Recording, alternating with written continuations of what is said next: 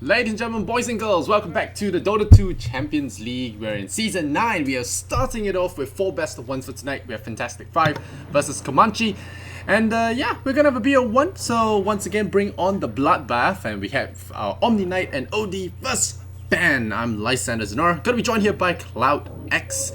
Hello my friend from Southeast Asia. How are you doing?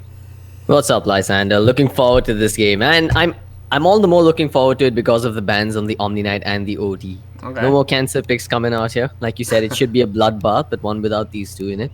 Yeah, definitely. OD has proven himself time and time again to be an excellent hero in the, well, I wouldn't say current meta game. He's just been really good, proving himself to be a good offense and defense hero. It's just been really hard to deal with. A lot of teams just rather ban him out till the frog gives him the nerf stick later in December. But Omni Knight, you know, the hero has been, what do you call it, nerfed into the ground. You know, I put that in parentheses. Is it really nerfed into the ground? Has it been, I mean, Repel took a huge hit. No, I mean, it got a buff in the cast time, but it took a huge hit in duration. So, not sure why it's still so highly placed. But yeah, I think the reason behind the Omni Knight being banned out is mid lane is no longer that one-on-one matchup, right? You've always got to have one of those defensive supports backing you up. And yeah, sure, Omni Knight got nerfed and all of that, but I still feel like he's one of those really devastating heroes that could ruin your ganking plans towards mid. And if you pick up a defensive mid, someone that scales towards the late game, having that extra layer of security is kind of useful. Alright, so Bat Rider first pick, you know, no surprises there. It does look like Comanche are going to opt for the Shadow Demon path. I mean, I've been casting a couple of games, you know, from Boston, the qualifier matches from China, and then, you know, I moved over to more Chinese Dota in Dota Pit, and then a little bit of C Dota. I noticed the changes in the draft. The Chinese completely ignore Shadow Demon. They don't believe in that hero. They don't pick it almost ever. And if they do, they pair it with Kunkka, but I don't think they ever pick it. C as well, they go with this Warlock Undying thing, but Europe seems, or at least the CIS region, seem to be stuck in their ways. They want to do the Shadow Demon Luna thing. Yeah. And I did see, was it VP? I think VP crush OG, was it? Yeah, VP did the 3-2 versus OG very recently. So yeah, they crushed OG recently with this, so, and but I mean, to be fair, that series had it all. We had Doom making a comeback, we had Enchantress coming out to play, we had all sorts of good stuff, even the Centaur coming out in game 1, I believe. Oh, okay. I didn't watch the full game, you know, I always watch highlights for games that I missed, you know. I sometimes... I cheated, I gotta admit, I did the same thing. Yeah, you know, I do see interesting picks here and there. I recognize the Luna Shadow Fiend disrespect coming out from OG. You know, it was just kind of painful for them. And you know, no surprises that lineup 1 is a little strong right now. You know, whether it's OP, it remains to be seen. You know, a lot of times it takes a while for the meta to settle down, but we may never see this meta actually settling down because we are having that new patch coming in 35 days. We have that fall patch, you know, the Monkey King. Yeah, a lot of people are hyping, you know, a new hero, blah, blah, blah, blah. I am actually looking forward to the huge patch that'll be coming in. I believe there'll be map changes. There'll definitely be new items. There'll be something that just breaks the game. There'll be this new mode that Valve's going to throw in. I'm going to be so excited for that one, you know. I know we're talking about Captain's Mode here, but ranked games are going to change, I think. I know I mean we're really digressing from the game, but let me just throw in one thing. I'm calling it, man. I think Roshan is going to get moved right into the center of the river, and then there's going to be 2 paths going around him. You think so? You know, maybe it's better if, you know, you have to go through this portal to get into Roshan. I don't know, but I feel like the Roshan thing, it's kind of cool where it is now. Maybe, you know, maybe there'll be more workarounds to how the pit can be entered. But I think right now it's more okay. It's better than last time. It will never be able to put it right in the dead middle, right? Because that will cut off the river, make it weird. Maybe they could do that, you know, make it right smack in the middle, you know, remove all that Radiant Dire advantage. But I think it's kind of that non-mirror matchup that makes Dota what an interesting game, because, you know, you have those strats oriented around the better lanes of the Radiant, the Dire. You know, the Dire have the Roshan strats always. So you always have these different things. It makes the coin flip meaningful.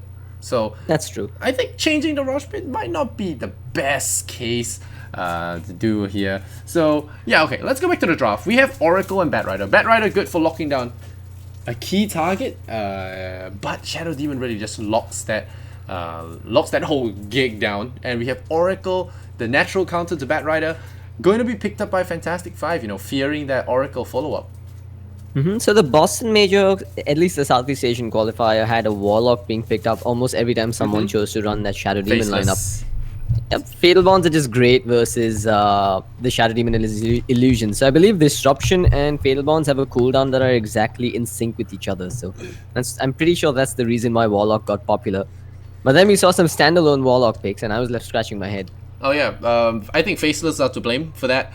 They have this because I was casting China while the C thing was going on, and I just kept hearing the news reports about how 12-0 with unbeatable with Undying, stuff like that. I'm like, what? Because Undying have been feeding in all the games that I've been watching. All the games I've been casting. I don't want to blame Faceless for this. I think this is something that's just been going on in Southeast Asia pubs for a while as well. I'm not sure who the culprit is that started this meta, but even the open qualifiers, before the whole Faceless era came in, we had a lot of Warlock picks and a lot of Shadow Demon versus Warlock matchups happening. So. Yeah, I mean, it's always gotta be that top-down thing. It starts at the high-level pubs. It starts trickling down into your battle cups, or like some of those higher-level pub players start playing with their lower friends. The idea spreads. It's like, oh, this seems to be owning. Like, let me give that a shot as well. And I mean, I do welcome the Warlock to the meta. And I'm really glad we're having this conversation because this draft is going so slowly, and I think I know why. Because the game's paused. Oh yeah, it is. I didn't even know you could pause during the draft. That's the first. Yeah, I didn't know that because I've been looking at it. I'm like, there's no way the extra time stays this high, and we're looking at 001. And I was afraid we de-seed, so I checked the stream right away and see if I dropped any frames. Well, was I out? But then I wouldn't be talking to you. But exactly. But okay, the whole thing. Okay, we are going to have more talks about this. What were we talking about here? Warlock versus Shadow Demon. Yeah, Man. okay, So Warlock did become that. He's sort of like that leftover after Shadow Demon walked off the scene as well. Because then Shadow Demon started getting banned, and folks decided, no, Warlock's good anyway. Yeah, it's kind of like the meta starting to balance itself out. You pick this, or you pick Rock to beat the Scissors, Scissors beats Paper, and blah blah blah. We have that whole round robin thing. The thing about my point was, Warlock, I'm glad it comes back because Valve keeps releasing these bloody Warlock sets. And it's a shame when you don't have any opportunity to play them. And if you try to play them, you get flamed because it's out of meta, kind of thing. So, yeah. I'm kind of glad he's in. I'm that's still salty. Probably how he came back in. I mean, I'm pretty sure that's how he came back into the meta, right? Some 7k or 8k SE, not 8k, well, some 7k SEA player must have picked Warlock because he had a good set and it worked. And then they're like, you know what, this works, let's try it. Huh? I'm just kidding. I don't think anyone picks this because of sets at that level of Dota. Sometimes it starts with the heads. It's like, this head's so good, let me try this hero, and then it's not that bad. And then that's how you start things. And yeah, man, I just pulled up the Dotapedia, and it's just breathtaking. Some of these golem sets, man. I won me some golems. More about this draft though, because I'm really interested about how Comanche is going to build this. It's pretty evident they're going to do a straight up Shadow Demon Luna Illusion push, right? Fantastic Five's got to know this is coming. Mm-hmm. Are they going to go ahead and ban out like a Venge to prevent that aura from being supplemented? Are we going to see a Beastmaster coming back in the offlane? There's so many ways for this draft to go, and I'm quite excited to see if Fantastic Five has what it takes to stop it here. Fantastic Five. Let me think about the times where Shadow Demon Luna was beaten. Never. But yeah, the thing is, yeah, they'll have to find a way. I say never, but there's always problems that could come up from execution. I think what really comes down to it is the ability for it's kind of how you lane. You can still lose a quote OP draft to bad lanes. You have that earlier progression that comes out from Fantastic Five, and I expect nothing less from these guys. I just hope they don't go for Venge carry because I really am against it. One thing, and they love to pick it. Fantastic Five, Illidan Stormrage, that guy, that guy loves his carry Venge, and he's cost his team a couple of losses out of that. And yeah, I mean, it's not just the Venge, right? He's also done things that are, well, I wouldn't say they're questionable, they're just wacky. Sometimes they work, sometimes they don't. He's picked a carry Silencer in a meta where Silencer was that one's okay. That one has seen a couple of wins here and there, but carry Venge, I don't believe I've seen a win yet. I mean, I could be wrong. I mean, there have been many games played under them. It could have won in some of the less, lower profile matches, but I am not a supporter. I loved Venge as a hero. The sets are amazing, but that hero is just not as suitable in the carry role. You know, I may not know what I'm talking about. You know, casters and all that stuff. Okay, let me see. Wait, message from the admins. Is there a problem? Lobby remade. All right, so we're gonna jump out, and we are going to probably remake that draft. And I'll probably put this in, you know, because the chat's fun. You know, we'll probably have a skipperino at the end, at the front later on. But for you guys that are watching the VOD, yeah, we are gonna have a remake of the lobby. So we're gonna hop right out. For you guys on stream, we ask for your patience. Alright, what's up? Where is mid-game?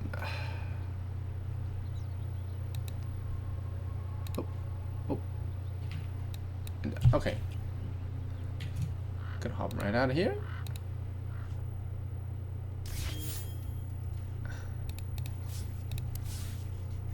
I wonder what happens now. Do they restart the draft? Do they pick and ban the same things? Probably.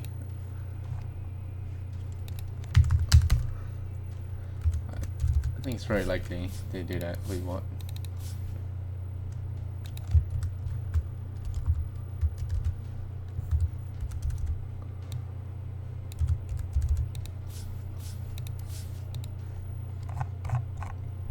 Okay, guys, I'm just going to cut to the wait screen, and then we'll be right back.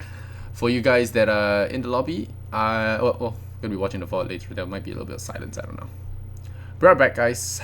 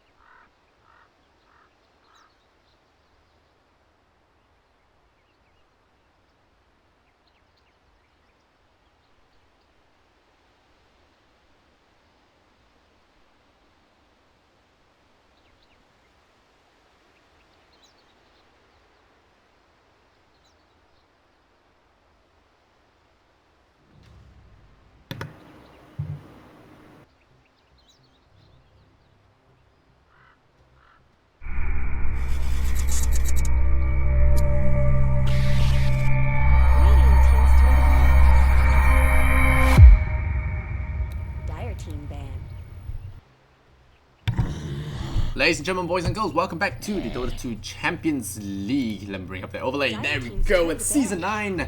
And this event is brought to you by Epic Esports Events as well as Face It. So shout out to those guys. Fantastic 5 versus Comanche here in a best of one. We have 4 best of ones that will be going on today. We had a little bit of a hitch just now. I'm not sure what happened, but the draft stopped midway, so they're drafting really fast here because these were the picks that happened before the pause, before the DC out. So yep, we're gonna continue on from here. I'm not sure if we're gonna restart for the VOD, so for all the purposes involved, we had to restart the intro. I'm Lysander, this is CloudX, he'll be my co-caster today. And yeah, we were just talking about how good Shadow Demon Luna is and how, well, the options for Fantastic Five will be to, win the lanes early and maybe get the push going themselves. So yeah, let's pick it up again. They have that Timbersaw ban now, so it does look like they are going to remove out the stallers. The Timbersaws, the Alchemists, the Keeper of the Lights. Yeah, I'm actually glad that the Morphling's been removed by Comanche as well. I've seen this disgusting strategy where you've got a Morphling run on the support role with a Luna and a Shadow Demon, and then you come with an army of like 8 illusions. I believe that was at the ROG Masters Southeast Asia Open Qualifier Finals or something like that, but yeah, that is absolutely disgusting to watch. But Fantastic Five, like you said, the game plan's got to be to win their lanes early, get that early advantage, maybe even a quick blink tagger on the Batrider to try and create space on the map. But they will need something to stall the push, because an Oracle and a Batrider don't do enough among themselves. Yeah, I'm still a fan of the Warlock pick here. I think the Fatal Bonds are great versus Shadow Demon, and the drop it's basically the reset button in a team fight. Yeah, definitely. I think the Golem has become a bigger threat now that it's no longer vulnerable to the Diffusal Blade or any sort of purge, really. So it's definitely a welcome addition. I would definitely like to see more of that. When you say Fatal Bond's good against illusions, do the amplified damage on illusions spread more? I don't know. Is that what you mean? Is that what you mean, or do the illusions just break easier? They break easier, right? Because illusions take extra damage, and then when you link the damage, you just pound. I mean, that's the same with every AoE. I thought if the amplified damage to illusions do apply across the board, that might be better. Really. So I mean, let's say you've got illusions that are walking up with huge amounts of agility and armor and all of that rubbish, right? You pound away on a creep that's been hit with the Fatal Bonds, and your illusions end up taking damage along with it as well. Okay. Yeah. I mean, I think about it, and then I'm like, isn't that the same as just nuking them with a wave of spells? I guess it is, but after a point, you've got Luna that's just walking up with a fair amount of HP and all of that, right? Okay, makes sense. I don't know. I'm just spewing out what one of the higher tier players told me. So they mentioned that Warlock's great versus the Shadow Demon. I didn't question it too much, but the logic is that the cooldowns are in sync with each other, and that Fatal Bonds helps you bring down illusions quicker. I'm assuming it's because they do take bonus damage, plus you link the bonus damage to a creep that's taking damage as well. Okay. Well, I'm just gonna take the pros word. I love it. I love it. This Treant Protector. Okay. There have been so many games I've played, and I'm like, well, we have this good draft, we have this good high ground lineup, but the problem is we don't have any way of repairing chip damage from towers. And this is the perfect solution. I think it's the perfect solution to this. And I really like what's happening here. 5 seconds remaining. The Treant Protector pick will be able to first of all allow that diving kind of like playstyle that we're so used to seeing from the CIS Fantastic Five. They like to play that really aggressive lineup, have that one diver. Invoker is kind of a sit on your butt kind of hero, so maybe that last carry that they pick up here will be more aggressive. Think along the lines of maybe a Jug, a Gyrocopter. That guy still picked sometimes, and just want to push into the enemy team with that living armor protection. Maybe even a Slark, I think they might decide to pick up here. And having that living armor to protect you, protect that Invoker from potential dives. If he gets hit by an arrow, you put that living armor on him, he might survive. So yeah, the last time I saw Treant Protector was when Fire Dragoon picked him up in Southeast Asia. But I think for this particular game, an Illidan Lifestealer is looking very plausible. The Infest Bomb with the Batrider, the extra survivability with the Oracle and the Treant at his back. But on the flip side, you've got Shadow Demon, who's good at kiting around the Lifestealer. So that could be a double-edged sword. The Lifestealer is definitely a pick that's going to be considered here. The Batrider jump in with the Lasso and the Spill Out. I think Slaughter is my my more go-to hero when it comes to Lifestealer bombs. I think that guy is the best combo for him, but you just tear someone up with Amplify after. But now Comanche really packing the stuns 5 here. seconds remaining. Sand King and Mirana both together. They have that arrow after Shadow Demon's bubble, and then we have that Burrow Strike follow-up. Very, very powerful combos here, allowing Sand King to close the distance, allowing Mirana to land those arrows. So Invoker really have to play careful. Oracle probably might need to sit mid. You know, Treant Protector has that living armor, but that thing isn't a miracle drug. You know, it helps, but it isn't a cure-all. And I'm still wondering what the mid lane is for Comanche. Is it a Mirana here? And I do see Soneko on this. So he recently... Okay, I didn't know... How did I not just see this? Soneko's on this team. Was he there before the remake? Or is he standing in for the dude that couldn't connect in the previous one? Yeah, I don't think he was there before this. I didn't see Soneko either. Okay, yeah. Because... Okay, this is big news. He just left Na'Vi. The news just hit. Soneko just left Na'Vi and now he's in Comanche. He's playing as they stand in. And I'm very convinced that he's going to be playing that Mirana here, because I just watched his 9K tribute video on YouTube and he was playing Mirana Sport. And most of the time we see Sand King on that offlane role now anyway. The Mirana support just too good to put on the offlane, being able to just, you know, move in and out of lanes while shooting that big creep from the jungle, so making her a very efficient leveler. Yeah, they're probably going to pick up... well, okay, the middle laner is not going to be too concerned because, like you said, you're going to have Mirana and maybe even a Shadow Demon moving there often to bully that Invoker. But it's tricky because Fantastic 5 has the opportunity to straight up deal with that middle laner with, I don't know, maybe putting the Batrider there if it's something like a Templar Assassin, then run the Invoker safe lane. Very unconventional, but not unheard of.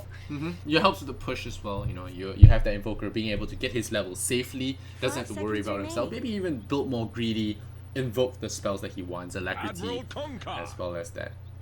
Right, okay, I think it is a core Mirana then after all. Mirana, yeah. Kunkka is never run on support, I think. Oh no, never run on core almost. Never say never, but I think he's never run on core now because of how good he is to support. I think Attacker's a little sad about that, but you know. 10 seconds remaining. And there we go. So we have that Sven. So yeah, we're looking for that punch, and there we have it. The punch here from Illidan. He's gonna pick up that Sven. Thank God it's not Avenge. And we're gonna have to, we're definitely gonna have a game on our hands. We have got that good armor to deflect the glaive damage, so to speak. You know, off-put a little bit of that. And we got, BZZ and then Invoker being able to do more damage. What really interests me is how Soneko will gel in this team. Comanche, they got that, super powerful lineup. Do they have the high ground to hold? They have the Kunkka boat. They have the Burrow Strike Epicenter combo. So Fantastic 5, if they're on the front doors before the Bleak Dagger comes on for Sand King, which I think is unlikely. Yeah, they can break the base, but otherwise they might be in for the long haul. I think this Lunar Shadow Demon is going to come into effect, and it might cause trouble for them. Definitely going to cause trouble, I think. The laning phase actually looks like it's going to be hard for Fantastic 5 here. Sand King's really good versus, well, the more melees you throw up against him, it's the easier it gets for Sand King with his Caustic Finale. And in this case, you've got a Treant and a Sven that are going to get up close and personal with him. Oracle's got to really amp up his harassment game then, yeah. Yeah, but you really don't want to go blow for blow versus the Treant Protector, right? He starts with 90 base damage.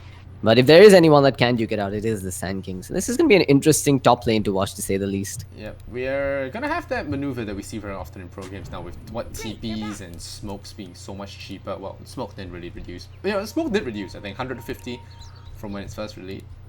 So yeah, TPs as well being really cheap, allowing heroes to just get these observer drops very quickly. And you really see Batrider doing this to pull the wave later on when the creep wave comes by so that he gets a guaranteed level 2. I really like what he's doing. It's a little bit of a risky play with that early game, but Illidan is going to start the game off here on that top lane. Scouted by the Observer Ward, and you're probably going to come by with the Sentry, and if they do get that $100 extra, that's going to be excellent here. And yeah, immediately getting de-warded. So Illidan going to start it off with $100, but I think they're going to give it to Invoker instead. Yeah, it's like getting a bounty rune, right? Pretty much.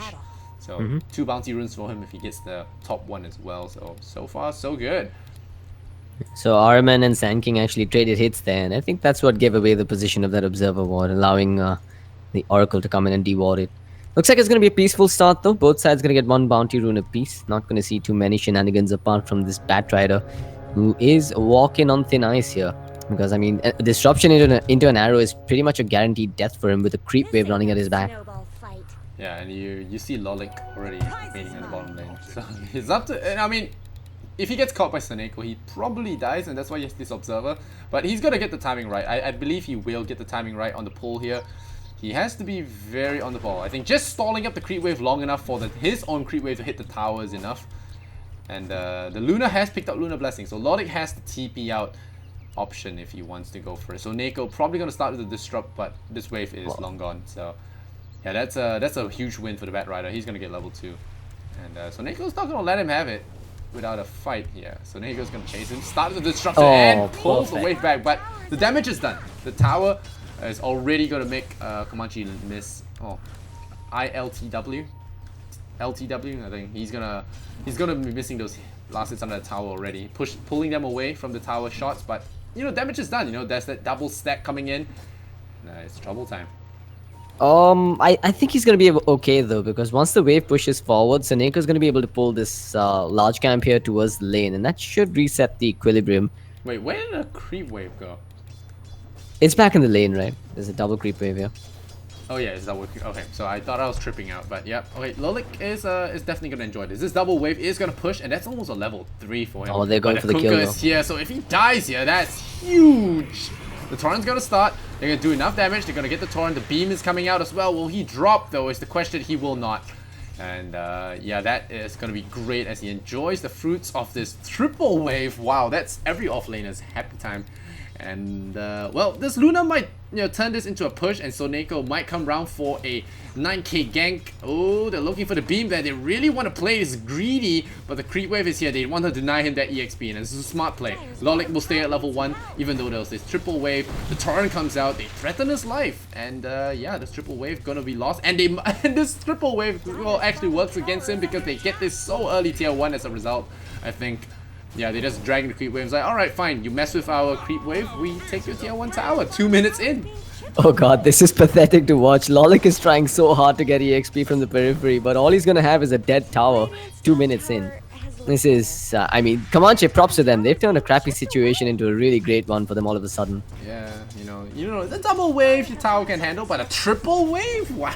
That's there's early something, money as well. There's something similar going on in the top lane though. There's 3 range creeps in the lane, pounding away on a tier 1. It's gonna be eye for an eye here.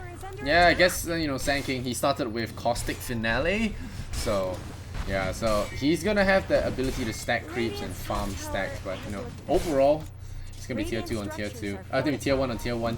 Both are gonna collapse in due time, and oh, it looks like we have that TP down here for that Oracle. You're gonna lend some assistance. Not gonna give this tier 1 away without a fight. I mean, you have that living armor, so might as well keep this tower up, because so long as it stays even at 1 health, the chances of regenerate to 100 or 100% is definitely there. And Sand King feeling that, you know, that pressure lighten up with the Oracle pulldown is definitely gonna be happier about that. Get that level 2. Well, not your most standard start, I have to say. Still level 1. It's rare to see these early pushes coming out, these 2-minute tower takedowns. But yeah, I think F5 has managed to salvage this situation after all. Living Armor slowly bringing the tower back on its feet. And Lolik's up to level 2, Sand King. He's up to level 3 himself, and now he has those boots. And knowing that there's no Oracle in the lane, he can definitely bully the hell out of RMN and Illidan in the lane now. Yeah, and Pikachu, wow, these names. Pikachu in the middle lane is going to be, you know, we actually didn't talk about this laning setup. You know, Invoker versus Mirana, really quiet so far because it's a core Mirana. You don't have that Shadow Demon being able to have as easy a time as, you know, as that. And looks like Chew, there's one Pikachu and one Chew, is gonna steal up that haste rune. So at least the Mirana doesn't get it. But now Avgeni, it's in a little trouble. Runs for the cliff in case he needs to go down for that. Yeah, for that. RMN's just toying with him. He's pump faking that living armor animation on himself to try and scare off the Sand King. I think this is the point where Kunkka says, I'm just gonna TP bottom, lead some EXP, get an X mark, and kill that Bat Rider once and for all. He's level 1, yeah. But the whole thing is the Bat Rider has finally reached 3.5. You know, just leave him unattended for a couple of moments, and suddenly he has reached that level where he's more independent. He has the Napalm to stop ganks. He has the Firefly as well. It can really do a lot of damage if you dive the tower. Pikachu fires an arrow. It's gonna take that Forge Spirit out. But that's about it. But yeah, RMN, he's just regenerating that tower up. The tower is taking quite a chunking, but you know, it stays up. So that early goal gonna be denied here for Comanche. Meanwhile, the tier 1 top is not gonna regen up. So eventually Sven will claim it. Hopefully, of course. Ideally. Yeah, well, another movement coming out. They will get the D ward deep inside the jungle, so this opens up some possibilities for movements inside, or at least towards that tier 1 at top. Mirana's probably going to want to get away from this lane ASAP, maybe make a play towards the top side and slow down that Sven. Also, we're going to have to watch for this ancient camp, because it doesn't look like Comanche has watered it out for now. But mid. Oh, did he start with the disruption? Oh, that's not the plan. Bad lag. Well then. Yeah, but yeah, I was talking about the ancients. They've given They're not up. They killing him basically anyway. allowed them to stack it here, so this could be troublesome as the mid-game phase approaches. I do not believe the arrow landed, so I don't think there's going to be a kill. Yeah, it's very unlikely the arrow landed. Or even if it did, Not living not to armor. mention he has the infused raindrop, so it is a tough kill on him. Yeah, so yeah, definitely not going to be able to kill him. You know, like I said, the time was the early game where he had low levels in living armor and no raindrops, no Basilius. So right now, Pikachu is just gonna trade farm. You know, he's got more CS than the Invoker. Oh, he doesn't anymore, but he did have it earlier. And Sand King now going to be stacking up this large camp, try and farm it up. He has gone for a point in Sandstorm. Usually if you want to farm this faster, you get the Caustic Finale. And he was very unlucky with the spawn of the large camp, because usually if you have the camps, the trolls or the birds with the 2 small ones, your Caustic Finale does so much more than these 4 big ones. So making this camp a lot harder to take down. He has that Iron Talon. It's going to take a little bit more effort, but he will get them eventually. Yeah, I think the Sandstorm was the point. The value point is there versus the Sven, right? Probably, Oracle? yeah. Oh, Sunstrike! Gotta be dodging that completely, so. But meanwhile, Iron Man, I saw him dropping really low there. Probably to neutral, so nothing too much. The tier 1 does fall on the bottom lane, so in the end, it's it was stalled out, but it's not a, it wasn't a thing that they could hold on forever. But it's still, you know, it goes to show how powerful the Treant is. Yeah, but I mean, all said and done, it looks like the Sven is getting the better out of this situation in the early game phase. Lots of stacks in the jungle for him. He's got the CS advantage, the net worth advantage, and this is after Luna takes down a tower to herself or to her name. So this is definitely it's a good situation for Fantastic Five to be in, despite losing the tower. Yeah, definitely. The Sven, you know, you give him that good early start, he comes out with that Acro Saber and kaboom. Absolutely. But how are we looking at the progress on that Blink Dagger for the Sand King? Yep, long way to go. 7 minutes. It's still nothing short of a pipe dream for him. But he's got some stacks of his own. Should be able to farm up once he gets those Tranquil Boots, is what I'm assuming he's going for. Once he gets those, he's probably going to be able to stick his head into the jungle for the next couple of minutes and come out with some new toys. Invoker, Midas, almost complete for him as well. So, F5. I think they're okay with just stalling right now. Yeah, Once I they think get the those greed stacks game on down. both sides, you know, because yes, the Shadow Demon Luna is powerful, but only if you get pinned into your base, it becomes so oppressive that it's almost impossible to come back from. But it's also similar to how the sniper meta used to be like. If you lost the early game versus sniper, you had just had that problem where you just sat in the base because the sniper just, you know, clicked away at your towers. There was shrapnel everywhere. You can't push out, and then, you know, you just watch the slow death of your base. So it's kind of the same thing, you know. If you get really surrounded and lose all your outer towers, which the Treant will slow down, then that Luna combo becomes impossible to deal with. Otherwise, you know, it's still a thing that's problematic, but if they don't cross the river, the illusions can't do that much structural damage because they are not long-lasting illusions. They're not Naga illusions that last 20 plus seconds, you know. So F5 can still try and take fights on their own terms instead of being corralled into their base. So right now, F5, I think the most important thing against the Shadow Demon combo is to not lose map control, because it makes map control really hard to regain. And you know, I like this spread of heroes. You know, the Sven usually taking to the jungle, and then we have the supports leeching EXP on the sides. And it looks like we're having a lot of technical issues with these guys. Yeah, this is... It's uncharacteristic of some of the EU Dota games I've casted with you, man. These guys have such better internet than us in Southeast Asia. I mean, you've got good internet where you're at, so you're alright, but Yeah. it's pretty bad here. Is it? I'm not sure. I know it's pretty bad in actually just in Malaysia. Some of my friends do complain to me and say that it's not the best as well. So yeah, I think Singapore, you know, blessed. Hashtag blessed. Yeah, well, Lolik has decided to move into the enemy jungle for now. He's actually looping around here. He doesn't have the lasso, so getting this kill on Pikachu is almost impossible. They're going for the kill on top, I believe. Okay, never mind. They're going to try with the raw torrent. Ambitious there. Definitely grasping at straws. Sanking about to get epicenter. The thing is, does he get it? You know, a lot of Sanking do skip the point in epicenter. A little bit short of EXP, 11 short actually. We have that Kunkka coming in. Now Pikachu with the double damage. I think it's time to bail Yol.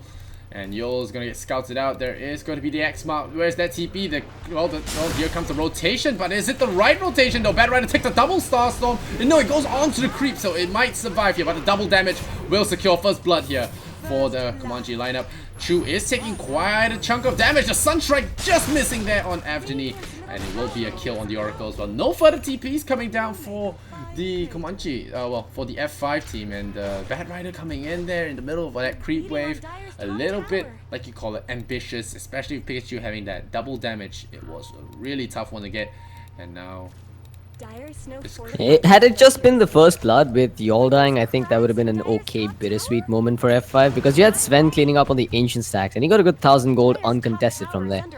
But the Bat Rider dying is definitely a big no-no for Fantastic 5.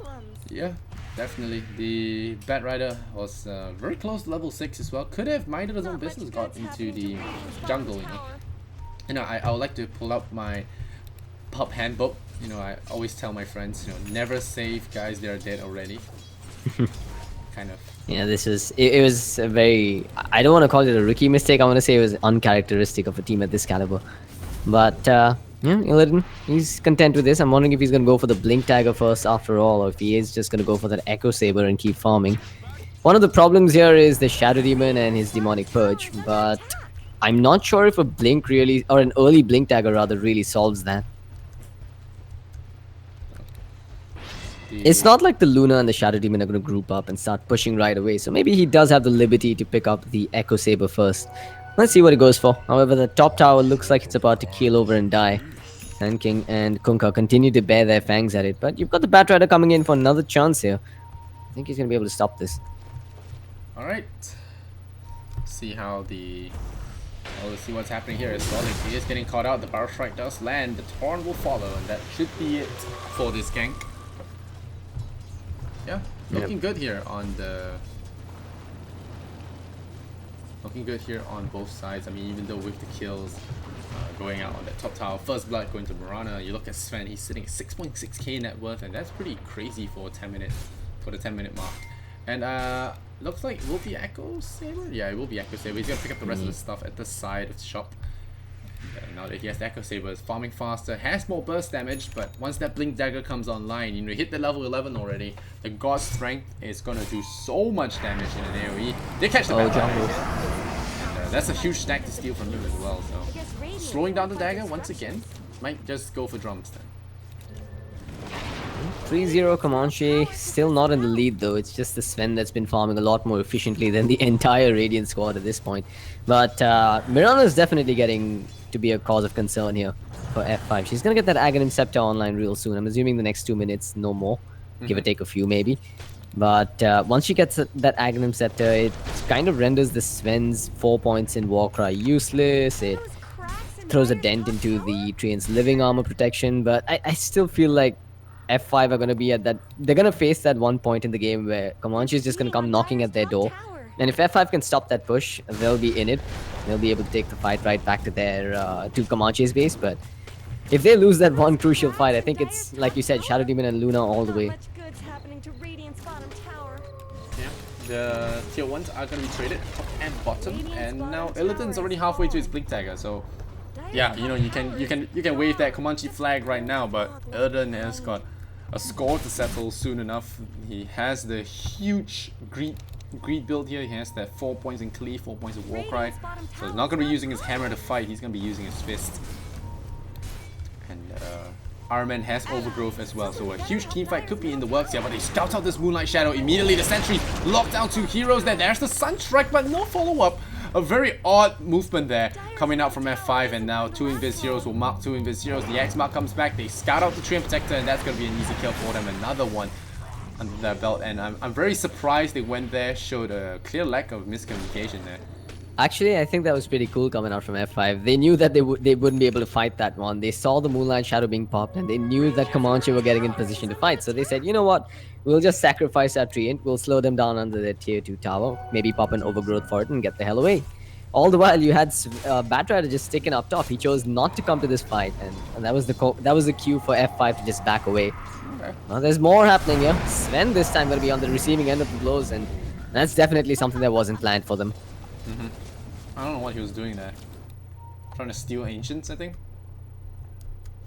That was Yeah, very Luna has greedy. another coming one out that from can him, farm Ancients as well. Has gotten more points in the glaive. Skipped a lot of Lunar Blessing. I really do favor the aura, but you know, sometimes that Lunar Blessing can, you know, passed up or passed away. Oh, wait, no, passed what? Passed up. Yeah, passed up for more points in the glaive, allowing her to get that ancient stack ahead of time, because it now does ricochet between the targets, so allowing you for a faster ancient farm. And now she's gonna stack it one more time and go grab it up before the F5 lineup managed to secure it through one team fight. So don't want to take that risk, even spawning a double damage. Maybe give that to Luna, I think. No, they're gonna have Yeah, I that think Shadow Demon start here. Okay, no, they're just gonna give it over to Mirana. But yeah, this is where Luna gets a fair bit of money going into her pocket as well. Sven's already done this a couple of times, and he's got some more stacks waiting for him to clean up, which he's headed to already. But Batrider, finally the item of choice comes out for him. The Blink Tag is available, and maybe this is when F5 pops a smoke of their own and tries to make some plays. Yeah. Chu having that boat up on him. He's gonna have a lot of burst damage available between his friends, but this ancient stack has been massacred, and Shadow Demon combo is starting to take effect. You know, you see that altered build here from Nasty. Normally it's max poison, this time it's max disruption to get that full potential early. And again, more pauses coming out. Yeah, this is very reminiscent of the games that I've been casting in my region for a while now. But Comanche, like you pointed out, that boat is online for him, and that's it's one of the biggest tools at their disposal to stop F5 when they come knocking at them. I assume F5 is gonna make some plays now. Like you said, you don't want to wait for too long till that Luna and Shadow Demon choke you inside your base. They've got the money for the Blink Tag on the Sven. They've got themselves the Blink on the Batrider.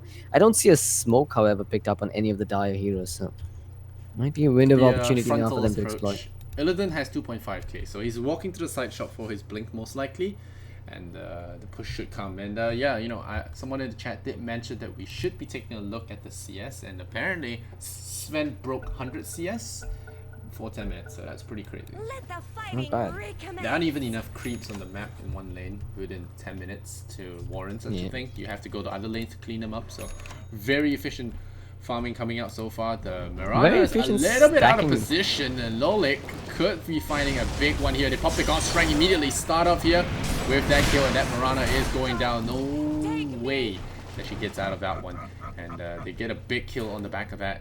Mirana down, 40 seconds, no buyback, so there is no chance for a contest, so they probably give up this tier 2 tower and try and make up for it in farm. But Avdeni does have his Blink Dagger, so it's possible they try for something. Avdeni will get scouted out by that Sand King. They're coming in, the Napalm scouts him up. There's the Blink Barrel Strike, starts off onto that Batrider. They probably leave him for dead. Nope, there's the bailout here from the Oracle. They're not leaving that guy to die just yet. He blinks away, but is he gonna get bailed out here is the question. He still pops, so Luna did a little bit too much to him, so he still dies after the fact. But F5, they do force a lot of movement downwards, and immediately Invoker takes up middle, and you have Treant Protector getting some farm in the top lane. I hope we see an Ags out of him this game. If we see an Ags out of him, I think we're gonna have to wait for a full 80 minutes or something. That guy farms ridiculously slow. But yeah, we've got a smoke movement coming out from Comanche now. And they're moving in to see if Sven tries to clean up on this stack once more, but it's just a double stack. I don't think it's worth his time to head there just yet. And there are dire pings coming out. I think they know what's up. Yo. First to the front, that's going to be him getting caught. Immediately walking out of there is going to be that Sven, and the Luna gets that kill. The Moonlight Shadow gets deployed, and under the cover of darkness, once again, they got to clear up this wave, make no mistake. Yeah, they're gonna clear up the Ancients. Yep. Grantaf Ancients. Not bad at all from Comanche. They get a kill, they steal the Ancients. They've got no stacks of their own to clean up right now. Very efficient movement coming out. I think the next target's going to be that middle tier 1. And it's starting to get to a point where Luna's scary, right? She's got that Yasha Dragonlance online. And those illusions do have a fair bit of base armor as well. So it's hard to take them down. But F5, No, they're they going to might go find in the Sand before. King. This could be big if they find the Sand King. Yeah, they get the Sand King, so that is a nice build out there if they want it. But there's the arrow, everything gonna land. The X mark will mark. Oh no, he marked his own ally. All right, so that was not gonna be a pullback on any of the heroes there on the Radiant. And ooh, the Cleave's coming in. Pikachu SP a little bit careful, but the X mark comes onto Sven. This could be a problem. They stun up the Lunar Illusion. The Purge comes out. Here comes the War Cry. It's gonna try and keep him alive. They try and bail him out, but you can't remove the Purge. The arrow fly. Invoker catches it. Come on, BZZ. Wake up, Pikachu. Gonna land that one. A freebie, if you will. The Eclipse comes down. The Invoker probably gonna take a lot of hits, and he does go down. Catching the arrow in his arms, not the way to go. And now the Sven jumps forward, but doesn't have the God Strength anymore. And again, the X mark gonna be a constant tool of control here. The pullback a little bit late though, so it will not be a kill, but the Power Strike comes across. But the spell immunity so far keeping things in check. They will cleave down. Litten is pounding through them. The root is gonna lock them in place, but is it enough? It's not enough so far. The X mark once again doing damage. Oracle gets purified onto that Mirana, but Lolik coming in at the wrong time as the epicenter lands, and it's a full team wipe here as Comanche land that epicenter perfectly, and they keep most of their guys alive. Only the Mirana down. Look at the team fight recap. Yeah, looks pretty darn bad here for F5.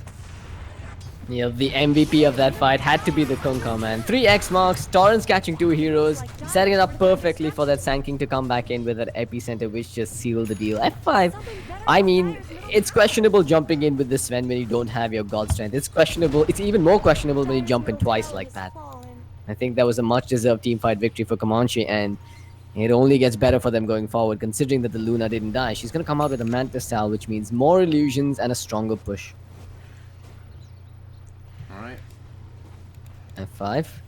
How do they come back from this? Now, how are they going to fight back? Because we spoke about how they don't have any sort of creep clear when the push comes.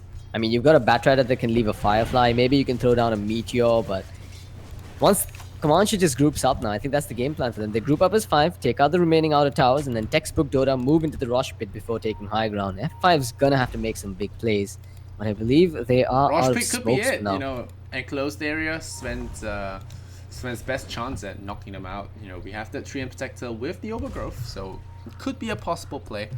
But Comanche, you know, a lot of teams have this problem with finishing out the game. BZZ looks like he is finished. Yep, the smoke's gonna break here. BZZ does have to deploy that Ghost Wall. Come on, man! You saw him coming, and yeah, get caught. He saw the Shadow Demon. I'm surprised he didn't invoke that right away. The Sand King starts on the Batrider. They want to get something done here. Evgeny is gonna get attacked by that Firefly, or that Cocktail rather. Immediately blink away, and the arrow's gonna fly. It lands onto Ahriman, and there could be a dust follow up. The Torrent is there. The Sentry is there as well. The tree is gonna go down.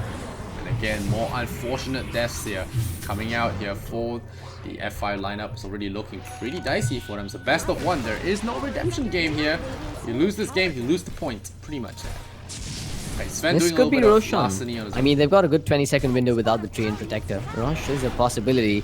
Lolik, this is not a good idea. He shouldn't be trying this by himself. The illusion clones once again doing what illusions do. The arrow's gonna fly out. Yol taking a huge amount of damage, trying to go for that build out. Immediately shields himself from the magic. And very lucky for him as the Starstorm lands a triple on him. So he has to be careful about that one. Good save for himself. But still, tier 2 towers going down. And like we said, map control. The squeeze of death is coming soon. And yeah, Comanche are gonna have to map to themselves soon enough. Well, Sven still managed to keep his net worth chance rolling. He's got a good 3,800 gold in the bank, but I don't think it matters unless F5 can start playing like a unit. It's almost impossible for, well, it's impossible to expect Illidan to land like a 2 or 3 man Stormhammer because, let's face it, Comanche aren't going to stick together anymore.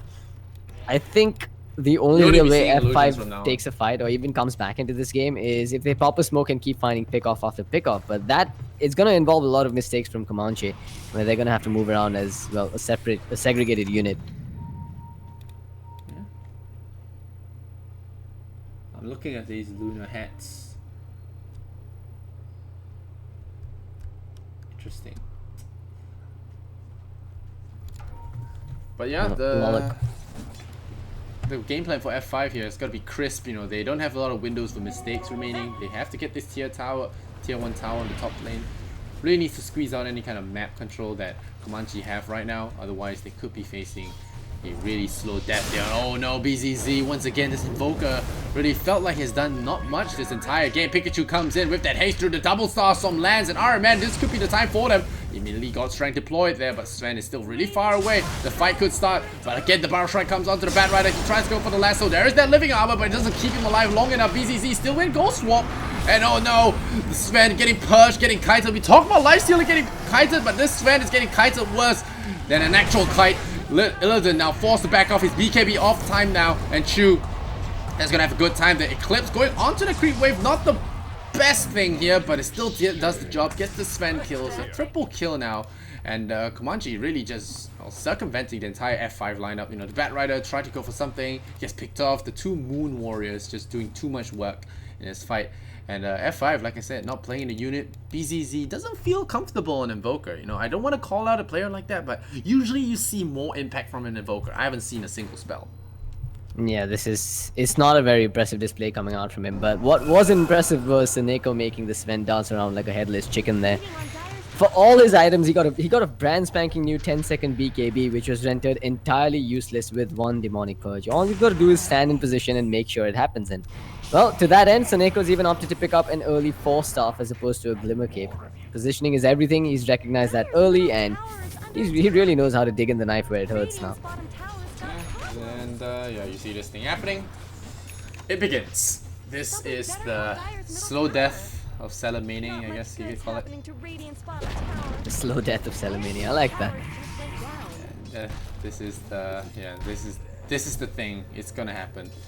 And it's running out of tier 2 towers to have map control with. So they're gonna try it. Yep, Invoker. So far, you know, the spell's only reserved for them Radiant creeps. Really gotta use them on the enemy. He's about to get himself the Aghanim Scepter soon enough. Maybe that's gonna help his case to fire out a few more spells, but I think there is such a thing as too early an Aghanim Scepter. However, it's not exactly early, but he hasn't got the levels to supplement it just yet. He's not gonna have that maxed out Invoke for another couple of levels. He's not got the maxed out point in Exhort even. It's smoke time. He's been farming, but really not throwing the spells. Either that, he's been getting hit by arrows, getting caught here and there. So, yeah, Aghanim's coming, but like you said, doesn't have the max invoke, so it's still not that juggler invoker that we're used to. And something to note as well, the gem now picked up by the Oracle. They're sick and tired of Moonlight Shadow, so it might be an opening here, but unfortunately for them, Luna has a Lincoln, so fun time's over. Iron Man is here. Oh, they drop an observer. They see Pikachu, but again, the hesitation here from the Bat Rider. It's going to be a free kill over to Comanche, and Sven is going to get that kill. They boost their speed with the Smoker to see. There is still a Blick Dagger in 2-1. I think it will be a catcher. Double Star Storm and a double Barrel Strike as well. No, it was almost a double Barrel Strike, but I don't think Sven's getting out of here. He has to pour it out right now. And yes, he will. There is no land. There is no boat. The gem is going to be lost here, and immediately more map control going the way of Comanche. 19-3. But this is, I mean, this should be high ground. No, never mind. Comanche is going top. There's no BKB on the Sven. That should have been incentive to push. There's even a DD rune still active on Pikachu. Yeah, well, I guess they'll take that tier 1 and just lock down the map. At 5, I would say, you know, lack of better word, pretty bone. Yep. The safe play here for Comanche is to move into the pit after this, get the Aegis, and then walk up to the high ground. Yeah. Meanwhile, at this point, I don't even think it matters. They could just walk straight in and probably take the pace in their faces. Lincoln's is actually a very smart choice coming out from Luna here. I was expecting BKB a BKB. It's not really a thing you need because it's only Sven stun and Invoker spells, but you know, Invoker hasn't been casting no spells, and the real catch here is the Bat Rider. So you force the Bat Rider to go on someone else, so when he jumps in, you deploy the Eclipse, you really make a follow-up initiation hard for the enemy. And the Bat Rider doesn't have 4 stuff, so there's no pull out, you know, he has to really walk out of there. So it's a problem. You have that Shadow Demon to bail out already most of the time, so the Lincoln's just extra security, blocks Stormhammer, blocks the Purge that comes out from Oracle, maybe blocks instant Cold Snaps, stuff that can catch out Luna, I think. You can even use it on your targets as well. You put it on the Mirana, send it forward. Because your Luna is just going to be in the back, right? Being the illusion spawn. So. I guess, yeah, the safe thing, like I said, the safe thing is to get the Aegis now and then maybe drop a Luna Lincolns and walk forward. But how does F5 fight back here? I think this is the absolute only way. They find another pick off, a crucial one. But, oh, they're probably not going to be able to get this kill. They see him. And that's the death of the tree. And that was well baited. Sand King had that gem and he was just watching everything. Well, you can't blame RMN. You know, he's got to stay there, push out the wave somehow. Maybe keep a scouting vision. He's kind of like a poor man's Nyx assassin. He's like that handyman that pretends to be Nyx in his spare time. You know, you see Nyx assassins, they also often spend a lot of time away from their team, just scouting out more than anything. Yeah, but I think the problem with the main difference is that Nyx has some solo kill potential. So when he's missing, you got to be worried. When Trian's missing, you're like, fine, he's probably next to us, but what's he going to do anyway? Well, I'm trying to find something good to talk about F5, but you know, honestly, I feel like at this rate, the partner pick, you know, BZZ is so famous for, could have actually been better in this matchup. You know, pushing the towers early could have been better. You know, So I get that this is a best of one and it's the playoff stage, but are they knocked out if they lose here, or do they have another shot somewhere down the they're line? knocked out if they lose. Yikes, that's scary. I mean, it's pretty rough. I mean, Alliance lost the last season very early as well to Friends. There's that. Okay, the Barrel Strike missing there, a little boo-hoo, but it's not gonna do too much. The Invoker is gonna be able to bail out in time with the Ghost Walk, but you know. Lots of sentries being The dropped thing along is the that way. there is no grading scale for. Okay, they go for the singular route. What? On the Sand King, and he just burrows away. But yeah, you know, there's no real grading book for Invokers, but you can just kind of tell, you know, if the Invoker is doing well, because you can feel the presence of Invokers in the team fights if they're doing the job, if they're really putting out the pain. And that's all I've been really, you know, calling to when it comes to judging how this Invoker is doing. And again, RMN, I think he has to be very careful in this bottom lane. Don't want to feed that Luna a beyond godlike. Yeah, well, I think Invoker's true test is gonna come now when the high ground push comes in, because he is the absolute only line of defense, and I literally mean a line with the ghost wall, with the ice wall. I'm sorry, I don't think there's any other way to stop the push from coming in on the high ground, unless they find a good catch with the Batrider. But that's where the Shadow Demon comes in as a source of disengaging. Have the Lincolns as well, and now with the Aegis, you know, even that pull in might just be putting a high risk target in the middle of your entire team. So if you really want to lasso those key targets, that they'll undoubtedly put it in the front of that matchup, of that push. So with this Aegis, things are going to be extra rough here for F5. You know, it's like they almost have no more outs. Comanche have been playing the super safe game, no crazy dives, and now even BZZ is going to soften up that Roshan for them. Yeah. Meanwhile, Sven, he knows that there's a lot riding on the outcome of that next team fight. He's gone for the one punch man build with the Chrysalis picked up. I don't think he's gonna have the Daedalus before the fight breaks out. Probably just gonna hold on to buyback, but what's the point of buying back when you don't have the God Strength available for round 2? Yeah, might just go all in. I would be inclined to agree here. The Invoker throws out some spells, but you know, there's that EMP. There's that X mark. So the Mirana's just back there for a push. And I really like this, you know, the real creative use of that Kunkka, being able to TP back to your lane, save it, and then X mark her back, so you don't slow down the push, you just counter up that split push that F5 were trying to put into motion. And right now, they are trying to get a pinch here on a target in the back lines, you know, try and play a different game here. Don't want to fight it at the high ground because they'll be taking huge siege damage if they do. But I don't like this. Sven going in this way, he could be in trouble. Okay, they still think it's a bait, so Comanche are not gonna go for now, but they're expecting something here. They draw on the map, this ancient area. I think Comanche are waiting a bit too much. I think it's fair to sacrifice that top tier 2 tower for a straight up push to the middle lane. They push so fast with that Luna anyway. I don't see why they would stop for anything. Unless they're waiting for the full Scary before they commit to it. Alright man, got 1400. Now, do we see that point booster? Never mind, Bat's about to feed again. He has to be real lucky. Yep, he will actually get bailed out here. No, he won't. He's got the Bar Strike coming on his head. And Suneko's here to save the day and seal the deal. Another kill for Pikachu. We'll get And the well, purse. if it wasn't worrisome enough for Fantastic Five, now they've got to fight their high ground without the Bat Rider for 40 seconds. He might come up in time. I think he probably will. Probably will come up in time. Should. Invoker's pushing out the wave still, so there's that. Yep. Also, double Lincoln's now finished up. One on the Mirana picked up recently.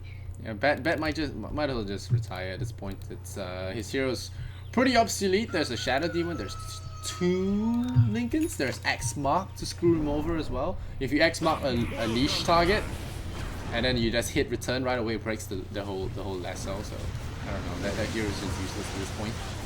Yeah. That's the problem with first picking the Bat Rider. I think you can always set up. There's so many ways to actually deal with them. Hey guys, look at this. Fun Yep, and Shadow Demon interactive. Luna still with an absurdly high win rate by the looks of things. F5. Hey, we're almost at 3-2-2, if that means anything. Yeah. Yep, the reverse dream. But yeah, Comanche gonna add insult to injury. Double Lincolns here for the Luna. And there we go, the Bat Rider is gonna die again before he gets any pinches here. He goes in with the Sven. They get a huge chop here. The Shadow Demon immediately wastes more BKB time, and once that BKB goes down, you're in for hurt. But so far so good. They break the Aegis, but is it gonna be enough here? The follow-up comes, and there's so much control for the Sven. He melts under the pressure. There's no buyback, and this could be a good game. And GG. And that is true, and we did not see any Invoker spell usage there. Maybe one Deafening Blast, but really not impressive enough, and at this point, a little bit too late in my opinion. Direct Ancient explodes, and yeah, Comanche takes an easy win.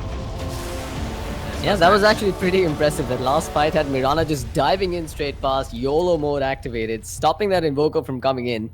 And then they just played around with the Sven behind enemy lines. A good win, a much deserved win, I have to say, for Comanche. Yeah, definitely. Expected more coming out here from F5 being a lineup with, I would say veterans. You know, they're expected to perform. You know, these guys, Illidan, Arman, Yol, BZZ, Lolik, maybe a little bit newer, but these guys have been around for a long time. They should be more solid. You could just blame it on that 9k support on Comanche scaring them away, but you know, it's still I wouldn't even say it was a draft problem. It's more like they didn't play well. You know, that overgrowth on that bottom lane, just playing out of sync. The Bat Rider getting caught a fair too many times. Invoker not pulling his weight. You know, it just adds up. Yeah. Well, I think we've got another really good game coming up, though. Imperial versus Solitude. Yeah. I'm looking forward to seeing what Imperial has up their sleeves, because they pull out some wacky stuff, man, like a Centaur carry, and something I've never seen in the meta apart from them doing. Yeah, but it has been nerfed, so we'll see if that is still played. But yeah, best of ones are brutal, guys. So if you have any favorites in this league, it's best not to be too attached. We are going to be jumping into the next set. We have 4 best of ones today, so that was just the first one. Second one will be coming up, Imperial versus Solitude. Well, gonna be coming up right now. The lobby is up. We'll be hopping right into that. I'm Lysander. He's the real CloudX. I'll be right back for game number 2. You're watching D2CL. Much love and Kappa. We'll see you in the next game.